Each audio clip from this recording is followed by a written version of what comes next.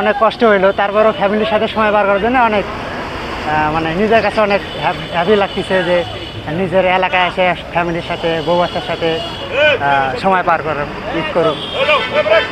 রাত্রে মনে করেন যে 8টার সময় বাসায় থেকে বাড়িয়েছি, হয়তো গাড়ি ঘোড়ার আইসি, গাড়ি ঘোড়ার মনে করেন যে আমরা টিকিট কাটতে পারি নাই, হয়তো ভাড়া বেশি, 1600 টাকা, 1500 টাকা, 1400 টাকা।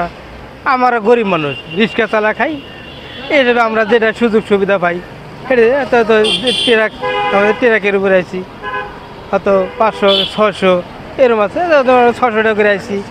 আজকে রংপুর নামলাম, মনে করেন যে বউ পোলাপান আছে, বাপ মাও আছে, ভাই বেড়াত আছে, তাদের হাতে একটু আনন্দ ফুর্তি করার জন্য, মনেকে আনন্দ দিবার জন্য, যে সবাই মিলে একসাথে চলাফেরা করবো, হয়তো 4টা ভাত খামো, এই আশা নিয়েই সবাইকে আনন্দ হিসেবে আমরা আসলে কষ্ট করে।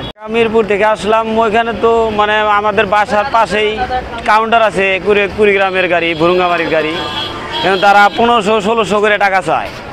এই কারণে আমরা ওই বাসায় থেকে মানে অটোত করে আসছি বেরিবান থেকে আসছি বাইফেল থেকে ওইখানেও দেখি মানে যেগুলা গাড়ি ভালো ভালো গাড়ি, এলা গাড়ি 1500-1600 করে টাকা যাচ্ছে।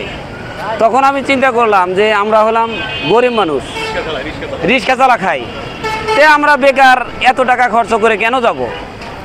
হ্যাঁ, একটু কষ্ট করে ট্রাকে আসলাম, 500-600 করে টাকা দিয়ে আসলাম, রংপুরে নামলাম। এখান থেকে এখন কুড়িগ্রাম যাব, কুড়িগ্রাম হয়তো 80-100 টাকা ভাড়া লাগবে। এটা যে কোনো সুযোগ সুবিধা হলে যাওয়া যাবে, অটোতেও যাওয়া যাবে অথবা গাড়িতেও যাওয়া যাবে, এখান থেকে যাওয়ার সমস্যা নাই।